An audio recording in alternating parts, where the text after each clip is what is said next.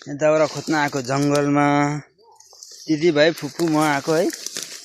बाटो चाहिँ फेरि डेन्जर के यस्तोमा हिँड्नुपर्छ भरे भारी बोकेर पनि दाउरा कहाँ त थाहा के बिजो गरेको त भाइ कुकुरको चाहिँ हेर न भाइले कुकुर फालेको फेरि अलिक परतिर पनि थियो होला दाउरा त अब त बन्चरा पो लिएर आएको छ त यो यहाँ पनि छ त्यो पहिला त्यहाँ गएर गरौँ न भाइ काँचो पनि हुन्छ अरे क्या आँगा सुकेको कहाँ भेट्नु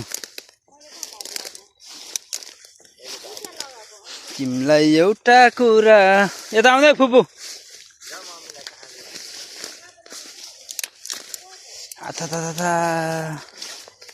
काँडाले चाहिँ दिमाग खाने के मलाई एउटा कुरा भन्न ए यहाँ एउटा चित्तल मर्या है हेर न कुन पापै गरेछ नि यस्तै छ के गर्नु विदेशमा दाउरा अब काटिन्छ यहाँ होइन त भाइ यहीँ हो फाइनली हामी चाहिँ दाउरा हुने ठाउँमा आइसक्यो जङ्गल यस्तो छ यहाँ जे पनि आउँछ अब भाइ दाउरामा कस्तो रमाइलो छ त रमाइलो बिहा उठेको बित्तिकै कुद्नुपर्छ रमाइलो है सुत्नु दिएको छैन मान्छेले इसक्यो है अनि हाम्रो त्यस्तो हुँदैन त भाइ दिदी सक्नुहुन्छ त यति दाउरा बोक्न सक्छु नादिनु त ल दिदी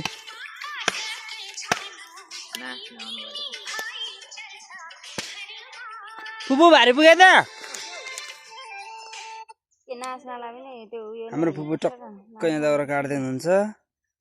फेरि यो बाटो जाने चाहिँ फेरि यो बाटो हो फेरि डोको कति ठाउँ अड्किन्छ कसैले थाहा हुन्न है भाइ कस्तो भनिदिएको त अब खतरा दिन्छ दिदी जङ्गलहरू त हेरौँ यहाँ बोकेर हिँडिसकेको छौँ दिदी के हुँदैछ त रमाइलो बिहान बिहान दिदी लास्टै दिमाग खराब नि अनि भाइ भारी कस्तो छ त तिम्रो नि अगाडि फुपू हुनुहुन्छ लास्टै गिदी भन्दा यार बाटो हेरौँ न बाटो फुपू अर्को साल चाहिँ त पिच गर्नु लाउनु है ए फुपू टक्क म दिदी पछाडि भाइ छ यस्तै छ है जिन्दगी यता पर खोला छ घर अब हिँड्नुपर्छ फेरि निकै